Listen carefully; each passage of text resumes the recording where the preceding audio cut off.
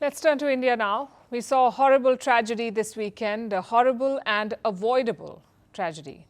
It happened in the town of Karur in Tamil Nadu.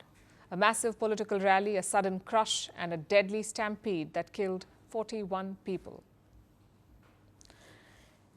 It is not a new story in our country. Unfortunately, crowd control is a hit or miss in India. This year alone, stampedes have killed 90 people, 90, which makes you wonder, where is the problem? Let's look at what happened in Karur. On Saturday, the town was decked up for a massive political rally. It was led by Tamil actor turned politician Vijay. His party expected 10,000 people to turn up. But the actual turnout? Over 27,000. Take a look at the sheer scale of it.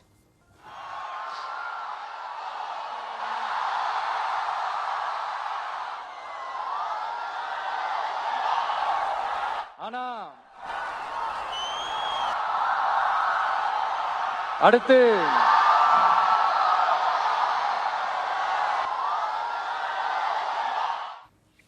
So where did things go wrong? The Tamil Nadu police have filed an FIR and it makes three major revelations. One is the crowd size. Permission was given for 10,000 people, but more than 27,000 showed up. The second is the delay. Vijay was slated to turn up by noon, but he took the main stage only by around 7 p.m. The FIR says this was done deliberately, basically to create more fervour and expectation. But that also meant that people were tired. They were exhausted and thirsty after standing in the heat. And the result was this: many of them fainted. And finally, the FIR makes a third revelation. It blames Vijay's party for egging on the supporters. Apparently, many of them were made to sit on tin roofs and trees. Those roofs collapsed and the trees broke. Again, same result. The people below were suffocated and crushed. As of now, the death toll is 41, and that includes 10 children. The Tamil Nadu government has announced compensation for the victims. It has also ordered a special probe. The end goal is to create a new set of rules and guidelines, sort of like a playbook to avoid stampedes. But here's the problem. This is not limited to one state or one politician. It happens all over India. Just look at the incidents this year. In late January, there was a stampede at the Mahakumbh. 30 people were killed, 60 others were injured. In February, there was a stampede at the Delhi railway station. 18 people were killed. In the month of May, there was a stampede in Goa. Multiple people were killed at a religious gathering.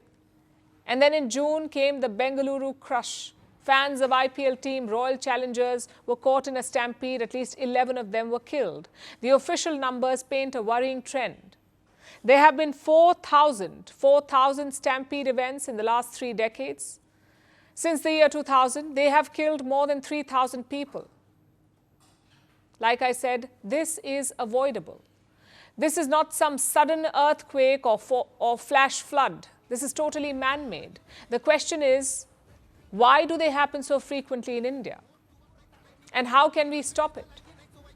Well, stampedes are not unique to India. They happen elsewhere too. But our country has a lot more people, so any gathering tends to be bigger and more chaotic. Another problem is the arrangements. Big crowds require 3 things. 1, adequate infrastructure, which includes barricades, drinking water and loudspeakers. 2, responsible organizers. If you say 1,000 people will come, only 1,000 should come. If the crowd swells, your arrangements will not be enough. Also, stick to the plan. We saw that in Bengaluru and Karur. The event did not stick to the planned schedule. And finally, number 3, responsible attendees. Be alert about the crowd size and nature. Be aware of exits and rules. And if you're not confident, at least don't bring your children. Now, I know what you're thinking. We mentioned organizers, we mentioned attendees and infra. But does the government get a free pass? Well, quite the opposite. It is their duty. It is the government's duty to enforce these conditions, to prepare and plan for the worst. Which is why accountability is so important. In Bengaluru, the IPL team was named in the FIR. In Karur, the party office bearers have been named. And this is one case where politicization is welcome. If people have made mistakes, they must be called out, whether it's an actor, a cricket team, a local official, an organizer, or the state government. because these victims deserve justice. They're not political or cricketing fodder. They are people with families and dreams. Firstpost now available in 9 languages on YouTube. English, Stands at $36 trillion. French, Le FMI, comme German, Geschäftsführenden Direktoren, Hindi, $30 trillion ka karj mo. Indonesian, Pemerintah tanpa pemeriksaan. Italian, Kali radikali. Japanese, 4 兆ドル以上も Portuguese, por causa do próprio balanço patrimonial. Spanish. Beautiful bill. Go to Settings, click on Audio Track and select the language of your choice. Be the first to know what's happening around you in your first language. Firstpost.